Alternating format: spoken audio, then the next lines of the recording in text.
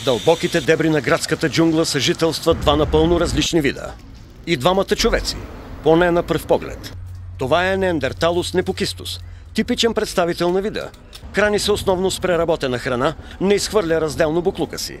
Рядко използва крайниците си за придвижване. От еволюционна гледна точка скоро би трябвало да закърнее.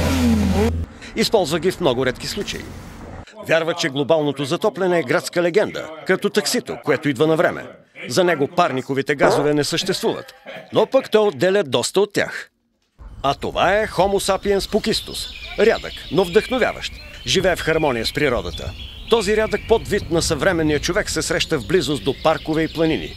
Отличава се с лъчезарна усмивка, многократна чаша за кафе. Обича да се хидратира с вода в 100% рециклируеми бутилки тип Девин изворна.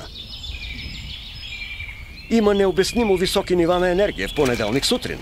Homo sapiens pukistus е градски индивид, който удивително успява да оцелее в съвременната джунгла. Придвижва се основно с велосипед или с долните си крайници, които ползва доста често. Почти митологично същество. Изборът е твой. Ще оцелееш ли като неандерталус или ще еволюираш с Девин?